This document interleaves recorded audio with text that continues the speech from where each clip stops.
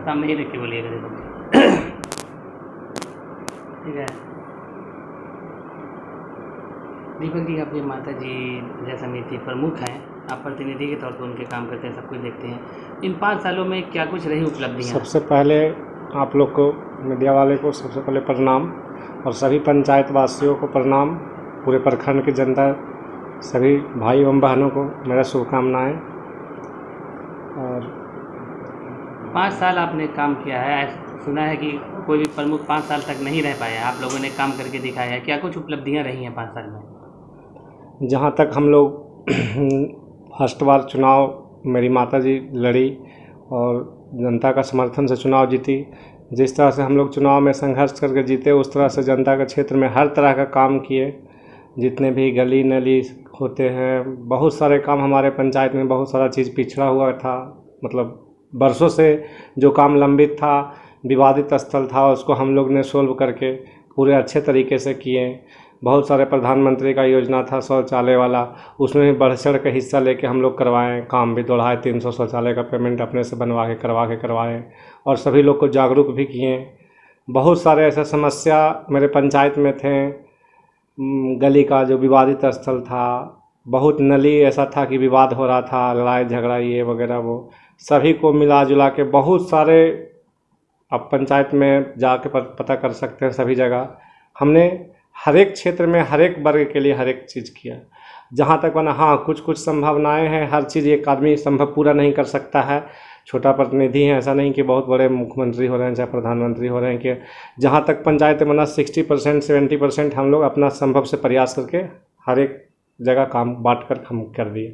पूरे प्रखंड में जहाँ तक संभव बना सभी पंचायत समितियों को लेके, जैसे सही में हर बार की 2001 से जो प्रमुख सब बनते आए थे, सभी लोग में टूट रहते थे, लेकिन ऐसा ये पहली बार 2016 में से 2021 का कार्यकाल में कि हम लोग चुनाव विपक्ष लड़ा भी, लेकिन विपक्ष को लेकर साथ में सभी को लेकर चले। सभी पंचायत समितियों जहाँ तक बात आता था हक की बातों में सभी लोग बढ़ चढ़ के हिस्सा लिए, सभी लोग गए। और 13 पंचायत समिति एक हम रह के भी रहे और काम किए। किसी का प्रति कोई द्वेष नहीं, किसी के प्रति भावना कुछ नहीं, सभी लोग जनता का हर तरह से हर लड़ाई लड़े हम लोग। अच्छा, पंचायत समिति की जिम्मेदारी होती है ग्रामीण आवास को लेके, इंदिरा आवास की भी इसमें होता है, अक्सर होता है, आरोप लगता है कि भ्रष्टाचार हुआ है, रिश्वत लेके आवास दिया जा रहा है, क्या कुछ कहेंगे? देखिए, इंदिरा आवास एक ऐसी मुद्दा है कि जिसपे भ्रष्टाचार हम लोग बहुत हरता प्रयास संभवतः किए कि जो हो सके। सब लोग क्या करता है कि इंदिरा आवास में पैसा निकलने के बाद पैसा दे देता है 20,000 25,000, लेकिन हम लोग घर जा के पंचायत से लेकर प्रखंड में जहाँ तक संभव बना, जिस व्यक्ति को लोन लेने लायक है, जिस व्यक्ति का नाम आया हुआ है, उस व्यक्ति को पैसा देने नहीं दिए।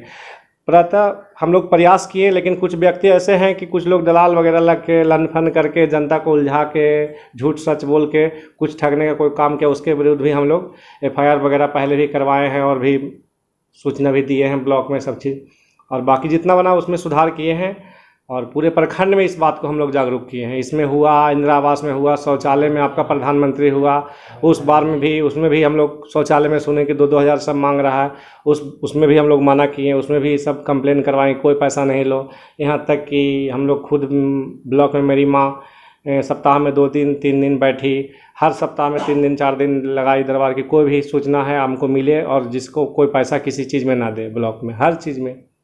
अच्छा, क्षेत्र में एक जिम्मेदारी ये भी होती है कि आपदा से प्रभावित लोगों को राहत पहुंचाने की जिम्मेदारी होती है, किस तरह से काम किया? अभी काफ़ी परेशानी हुई है। देखिए, जब तक जैसे भी हमारे क्षेत्र में तो प्रखंड में उतने बाढ़ की समस्या नहीं है, लेकिन जो भी ऐसे आपदा आ जाती है, बारिश हो रही, गरीब का घर टूट गया, तो जहाँ तक संभवता रहे CO BDO को हम लोग लिख के, हमारे मम्मी का प्रयास करके, पापा जी प्रयास करके सब दिए हैं सूचना, और जहाँ तक संभव मिला सरकार से कुछ कुछ मदद मिलती ही रही है। लेकिन बाकी तो समस्या है हर क्षेत्र में, इधर बाढ़ का उतना समस्या नहीं थी, लेकिन हम लोग मदद किया आपदा में।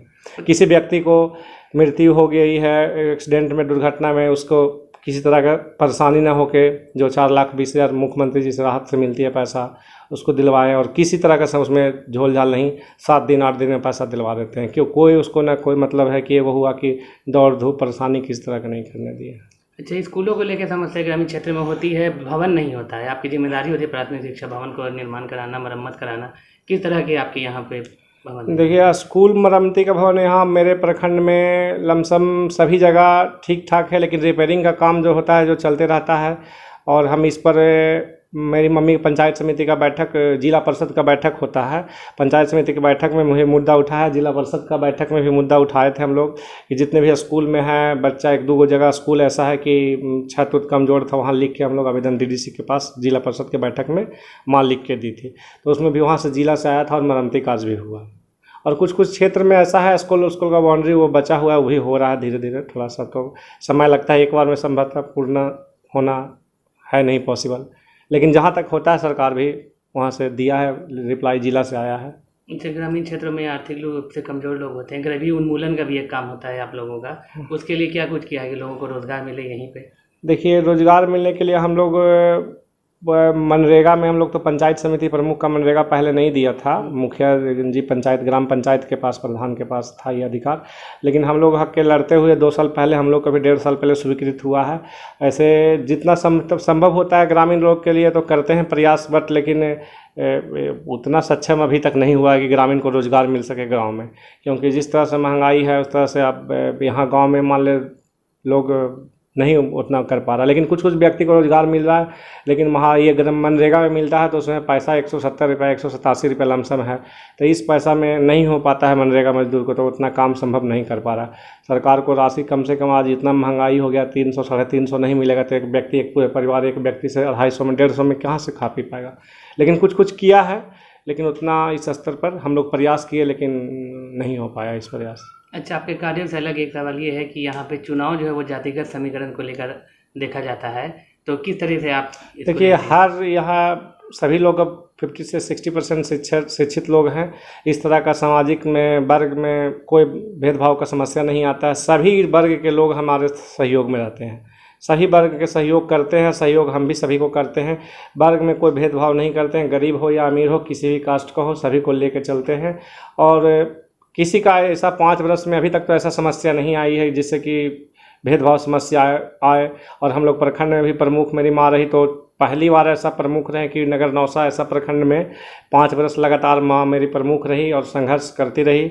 और 13 पंचायत समिति, जो भी हम लोग 13 पंचायत समिति यहाँ पढ़ते हैं, 9 पंचायत में सभी लोग पक्ष विपक्ष सब मिलकर साथ काम किए। ये पहला ऐसा क्षेत्र आया है 2016 के बाद कि हर बार बैठक में, हर बार समस्या में, हर बार परेशानी होता है तो सभी लोग एकजुट होकर मदद किए और किसी तरह का भेदभाव नहीं हुआ जाति वर्ग में। चुनाव का समय करीब आ गया है, अब क्या अपील करेंगे जनता से? कुछ काम बाकी भी रह गया होगा आपका? देखिए, जनता से चुनाव में तो अपील यही करेंगे कि जो हमने 5 वर्षों में काम किया है, जो और भी क्षेत्र में विकास किए हैं, जिस तरह से व्यवहार रखे हैं, जिस तरह से कर्म किए हैं, उस अनुसार हमें मिले वोट।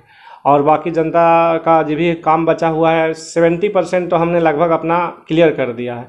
अब 10-20% 30% काम बचा हुआ है, उसमें कुछ कुछ है, थोड़ा सा समय लगेगा। और जनता लोग से इस बार मांगते हैं, विनती करते हैं कि एक बार मौका मिला जाए, अब की बार में जो भी बचा हुआ है पूर्ण रूप से क्लियर कर देंगे। अपना परिचय दे दीजिए। हम दीपक कुमार, पिता शैलेश प्रसाद, माता अंतर देवी, नगर नौसा माता जी मेरे नगर नौसा प्रखंड के प्रमुख हुए। और ये कछिया पंचायत से, मम्मी पश्चिमी क्षेत्र से, पूर्वी क्षेत्र से पंचायत समिति है। धन्यवाद।